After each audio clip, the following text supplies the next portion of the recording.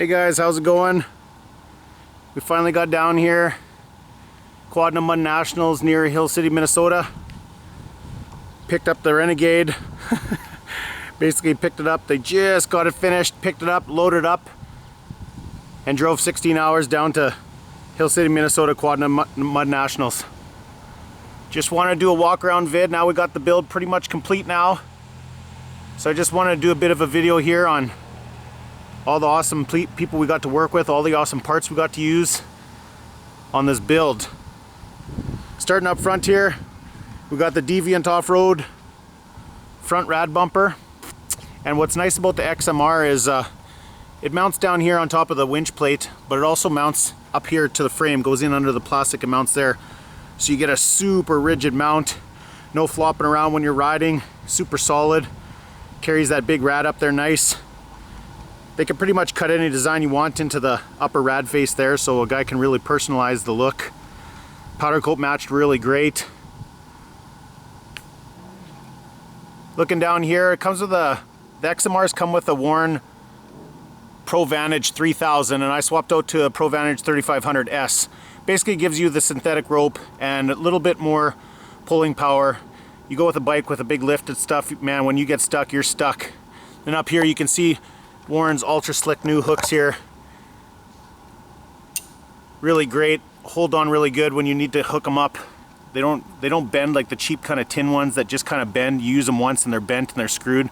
They hold up really good. Under here you get a good shot. We went with a brand new, CATVOS came out with a new edition 6-inch Gen 2 lift. And what makes it new, he added a lot of bracing on the upper control arms here. You get adjustable, you can adjust your camber on your lower control arms, so you can get your, basically you can dial everything in really great. So it's a 6-inch lift, gives you 5 inches of stretch on the rear. And we went with Turner Cycles Turner axles. They're an upgraded inner cup,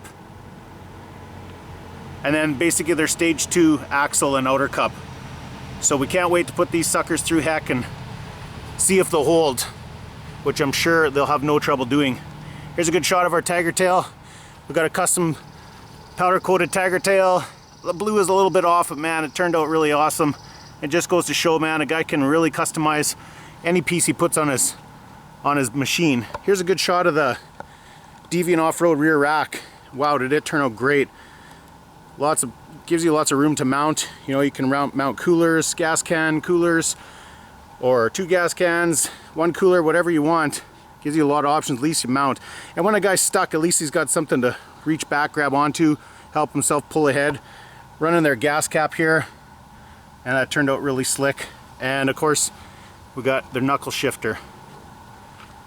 Handlebars, we're running a 2-inch rocks riser. It gets the handlebars up there. A lot more comfortable when a guy's standing up riding. Here's a really good shot of the FFUN Motorsports full 2-inch custom snorkels. The rhino horn wasn't quite tall enough. Some of the stuff we get in can be a little sketchy, so I just wanted a little bit more height. So basically we had to swap out everything. Swap in a normal pod. Same gauge cluster, but swap in a normal pod and take the rhino horn off and basically just build the snorkels from scratch.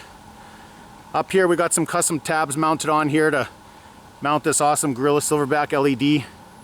12-inch LED, it's a spot pattern, so man, it throws light like crazy out in front of you. If a guy's ripping fast through the trail at night, you got lots of light. For clutching, we're running a 3P prepped STM primary and of course STM secondary. We've ran STM secondaries on a lot of our builds, and the back shift under load is the biggest thing for the secondary, and it works great. This new 3P prepped primary, I can't say enough good about it. Smooth as butter. Engagement, it's smooth all the way through and grips like crazy, pulls like crazy. I've always said aftermarket clutches, it's one of the best upgrades you can do for your machine. You never blow belts. Once you put aftermarket clutches on, man, we used to run clutch kits, blow belts here and there, maybe get 400 miles out of a belt, and very, very, very rarely does anyone have belt trouble anymore. Out back here, you can see we got this header wrap all on the exhaust here, our awesome RJWC custom out the back XMR duals. We powder coated them black, and holy, did they turn out nice. Great thing about powder coat is in a year from now, in 2 years from now, they're gonna still look really great. Nice freaking black, and they did a good job with that. Another thing you can't really see is we're running the Bom cams, a set of cams from the Bom Racing, a set of his 425 cams in this new 1000R motor. Give us a little bit more power, a little bit more oomph. You can hear that bit of a lumpy idle, and when you stab the throttle, you feel it. Up front here, we're running some redneck radios, halo rings, got some blue halo rings, just, I don't know, light them up when you're ripping through the mud. Actually, they throw so much light, you can almost ride with them at night. They throw so much light, if you're not going too fast, you're not outrunning your lights. Back here, we swapped in a Mud and Wheels Torque Series XMR rear diff. The XMR Renegade comes already with the big updated diff, but man, you can't go wrong with Mud and Wheels. He'll take it out, take it apart, and he'll set it up properly so it's gonna last. The guy will never have to worry.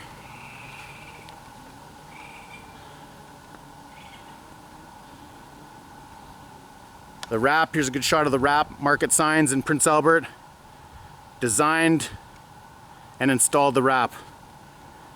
Turned out great. Great thing about wraps is, you know, you can kind of beat the heck out of your machine, plastics wise, tree scrapes, this and that. You can always peel that wrap off, get another one printed. You peel that wrap off and the plastics are still brand new underneath. They protect great, they hold up great to pressure washing, anything you can throw at them. I've never really had any edges lift or anything like that. I've never had an issue with running wraps on my builds. Great way to customize your build, kind of set it apart from everything else, and also a great way to save your plastics. But yeah, overall, man, I'm so pleased with how everything turned out, and holy, is it a beast. We're gonna get you some quick ground clearance measurements and some width measurements and some length measurements. Everyone's always curious how it all stacks up with what kind of lift. We're running the new 30-inch Gorilla Silverback MT2s. They're a true 30-inch tire. Almost makes this bike makes them look small, but they are a decent, awesome, massive tire. We're running the new MSA forged F2 rims. Just a really sick, nice blacked out rim. Really goes great with the overall build. Anyways, man, like I said before, freaking excited how everything turned out, and took me a little while to get her cleaned up after all the road grime coming 14, 16 hours down here. And man, I cannot wait to get this thing dirty. I can't wait to put it through its paces. Got this little walk around video out of the way, and holy, we're gonna let this baby eat now. Anyways, guys, we'll get some measurements for you, and we'll get this thing in the mud, and we'll do what it's built for. Thanks for watching, guys. We'll fire her up here. Hear what it sounds like with those Bom Racing cams and this full RJWC exhaust.